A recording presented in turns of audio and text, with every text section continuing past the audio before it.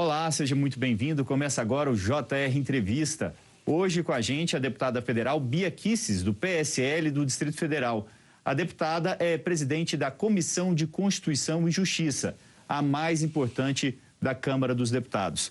Seja muito bem-vinda aqui ao JR Entrevista, deputada. Muito obrigada, Thiago. Um prazer. Bom, eu gostaria de começar o programa falando sobre uma questão relevante envolvendo o ministro da Economia, Paulo Guedes.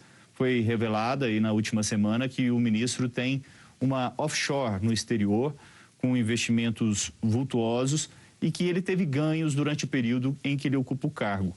Como a senhora vê essa situação toda? A senhora vê algum conflito de interesse? Não, sinceramente não, porque na verdade o ministro é uma pessoa que veio para o governo, obviamente, com grandes perdas dos seus negócios particulares. Ele abandonou uma carreira de super sucesso para servir ao Brasil. Esse dinheiro foi um dinheiro que ele ganhou honestamente, com o trabalho dele, com o suor no seu rosto, e que está numa offshore, como tantas pessoas têm. Inclusive, agora a gente viu a mulher do ministro Barroso também, com offshore. Não há problema nisso. E estão dizendo que ele teve ganhos porque imaginam o dólar em relação ao real, mas o dinheiro dele está lá fora, né? Então, essas variações, se ele não traz o dinheiro para cá, de fluxo, aí, essa flutuação do dólar não afeta em nada os investimentos dele lá fora. E como a senhora tem acompanhado as pressões do Congresso, né? Ele foi convocado para prestar esclarecimentos na Câmara, também no Senado. Como a senhora vê essas pressões? Bom, eu vejo como normal. Acho que o ministro, inclusive, se predispôs a ir espontaneamente. Então, não haveria a menor necessidade da convocação, isso é uma jogada política, porque o ministro, como qualquer servidor público, ainda mais do alto escalão, ele deve satisfação à sociedade e o Congresso tem a tarefa constitucional de fiscalizar e de chamar, convocar, convidar. Mas o ministro se predispôs a ir, então é uma jogada política, certamente. Bom, a Câmara aprovou um projeto de lei que revisa a lei de improbidade administrativa. Agora, agentes públicos vão ser responsabilizados somente quando houver a intenção de causar danos. Por causa de casos de imprudência, por exemplo, não serão enquadrados na lei. Como a senhora vê essa flexibilização? É uma flexibilização ou não na visão da senhora? Na verdade, há muito tempo que essa lei já precisava ser revista. Existe muito caso de um administrador público, por exemplo, um prefeito, que às vezes ele entrega uma declaração fora do prazo, ele tem um descuido, mas não agia de má fé. E ele ficava, muitas vezes sofria essas ações, ação de improbidade, e ficava até inelegível. Então, eu acho importante, a gente segue uma linha aqui no Brasil de que crime é cometido com dolo. Só é crime se a pessoa comete com dolo.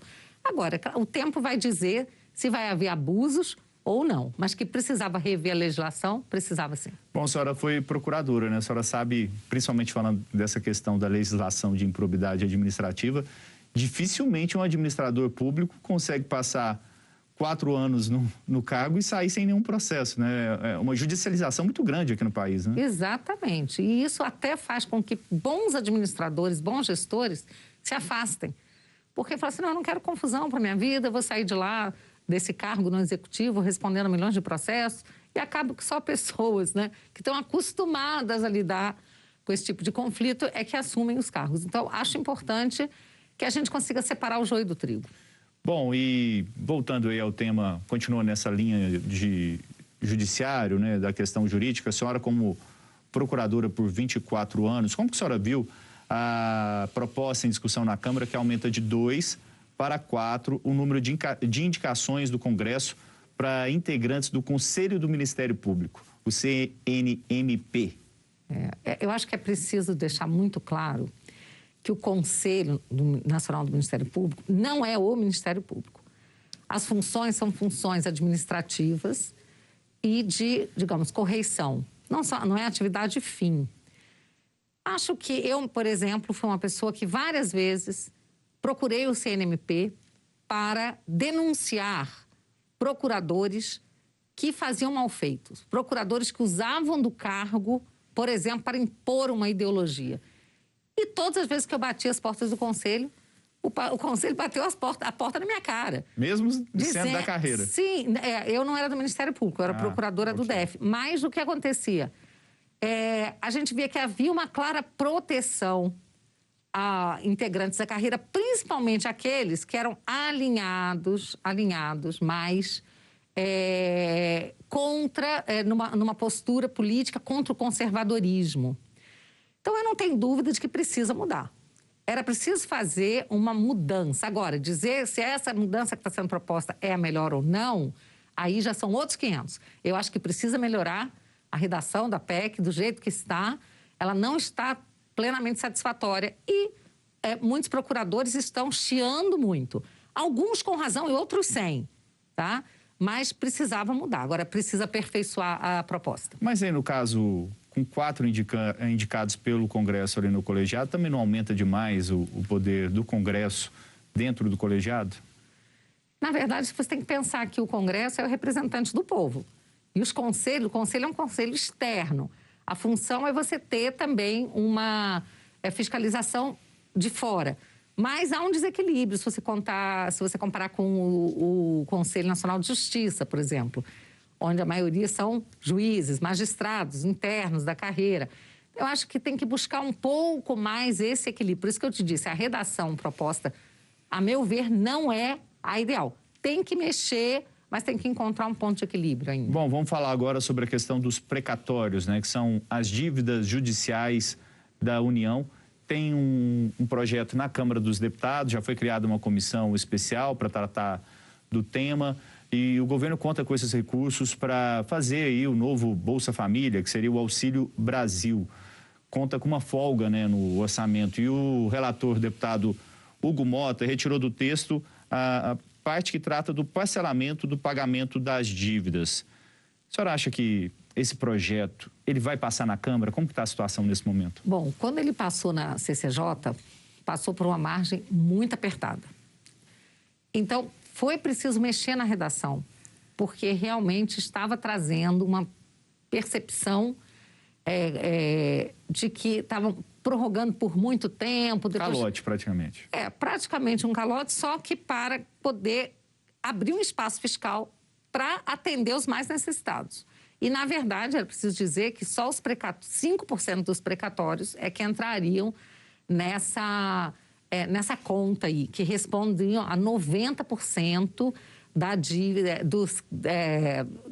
das despesas obrigatórias. Então, realmente, o Tesouro, o governo estava sem nenhum espaço fiscal. Mas essa solução encontrada pelo relator, em conversa, inclusive com o Supremo Tribunal Federal, com o ministro Paulo Guedes, foi uma solução muito boa, porque tirou a questão do parcelamento e aumentou, fez retroagir a lei lá do precatório, né? Quando você fez a lei do teto de gastos, em 2016, né?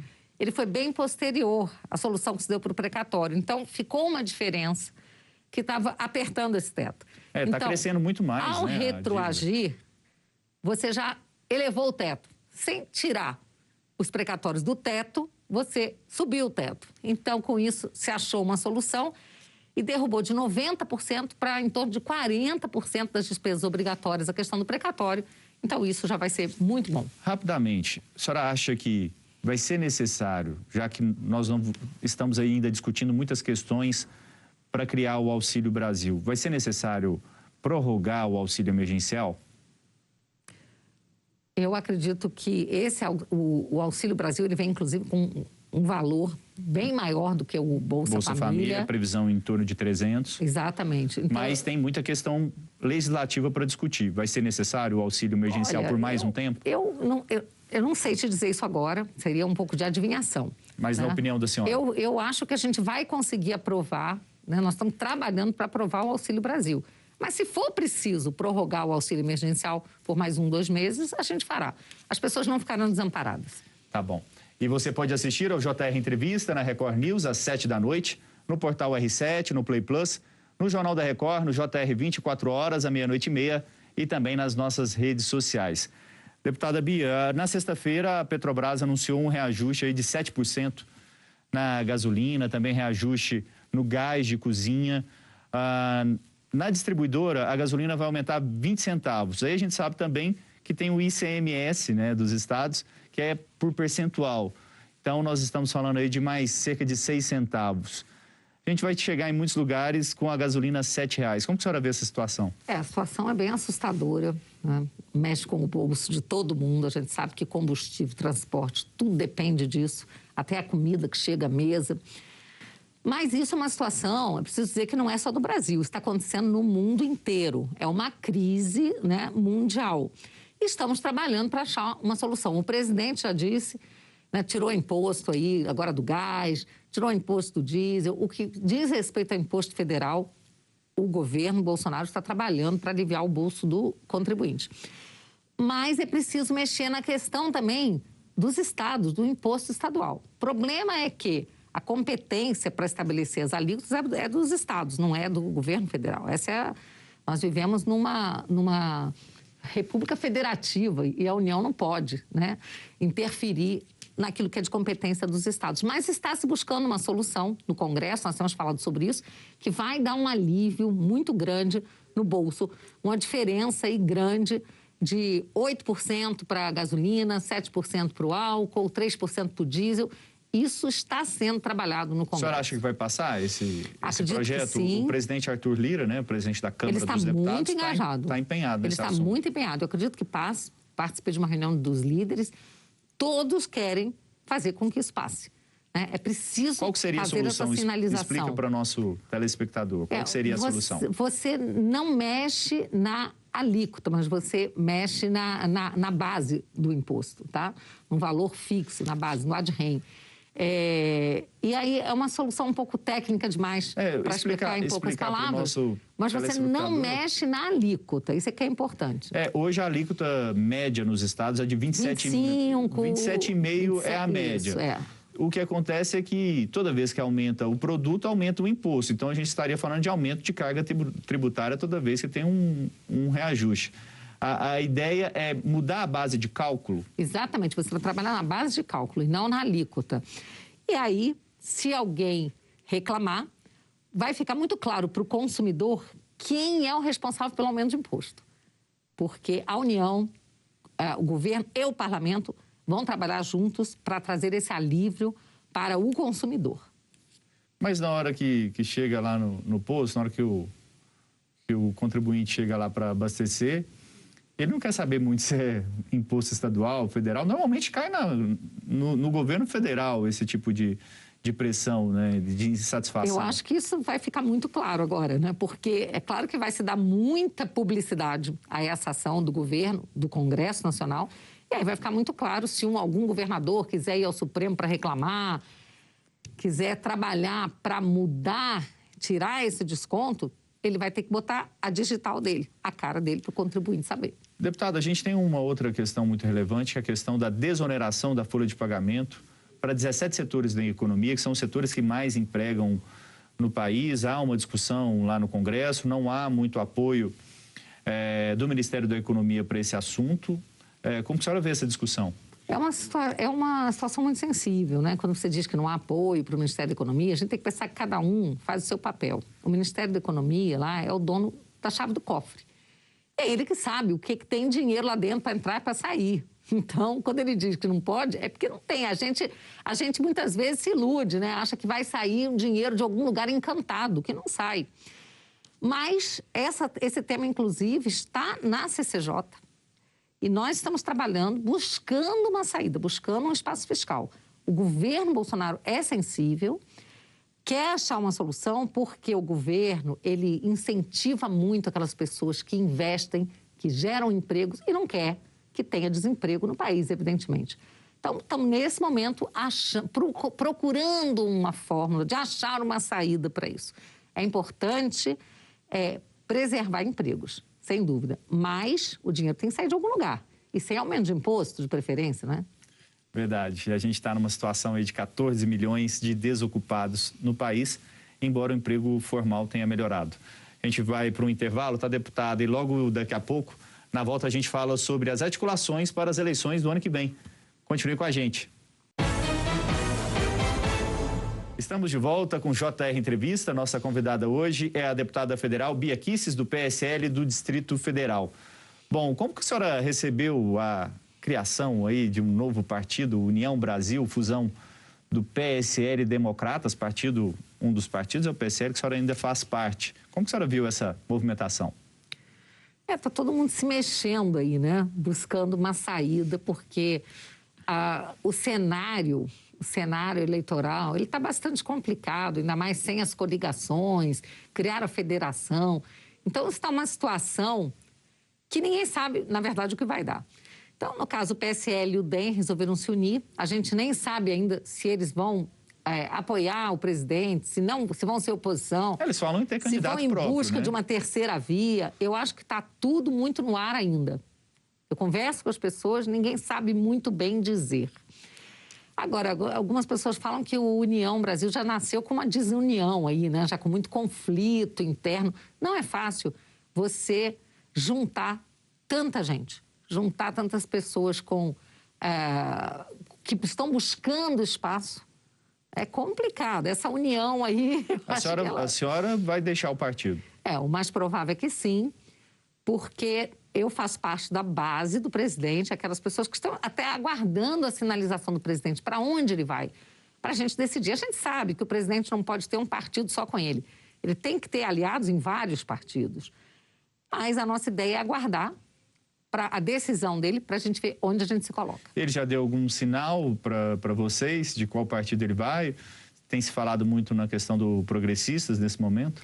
O Progressista é um que está forte no radar, mas não é o único. Existem alguns outros. Então, a gente realmente tem precisa... PTB, tinha antes o Patriota, né, que esfriou. Essas negociações já não estão se arrastando muito, deputada? Eu confesso para você que para nós que estamos esperando é uma grande angústia, porque, inclusive, nos estados as pessoas já estão se mexendo, formando seus grupos. Então, a gente espera que em breve, muito em breve, o presidente faça a sua opção, nem tanto por ele, porque ele pode esperar mais, né? Mas os seus aliados vão ficando numa situação bastante complicada. Como que está a regra para vocês? Com a criação do União Brasil, vocês têm uma janela para deixar o partido. Essa janela já se abriu? 30 dias, né? A partir da... Não, eu acho que agora em novembro, né? Que será essa janela. E... Depois tem outra. Aí a outra é em março. E da bancada do PSL, em torno de 50 e poucos deputados, a senhora acredita que quantos vão seguir aí o presidente da República? Eu acho que quase a metade disso. Quase a metade. Em torno de uns 25, acho que acompanha. E uma última pergunta para a gente encerrar. Como a senhora vê o cenário do ano que vem? A senhora vê a possibilidade de uma terceira via ou a disputa vai ficar entre o ex-presidente Lula e o presidente Bolsonaro? Sinceramente, eu acho que não há tempo para uma terceira via surgir. Acho que já está posto aí o jogo na mesa, Bolsonaro e Lula, né? E vamos torcer, né, pela vitória do Bolsonaro, porque a vitória do Lula colocaria o Brasil no rumo do atraso. Basta ver o que está acontecendo com a Argentina, o que já aconteceu com a Venezuela. Se colocarmos um aliado, né, do Maduro, né, do Alberto Fernandes, a gente já sabe o que vai acontecer com o Brasil. Deputada Bia Kicis, muito obrigado pela sua participação aqui no JR Entrevista. A gente fica por aqui, lembrando que você pode assistir ao programa na Record News às 19h, no portal R7, no Play Plus, no Jornal da Record, no JR 24 horas, à 00h30 e também nas nossas redes sociais. Muito obrigado pela sua companhia. Até logo.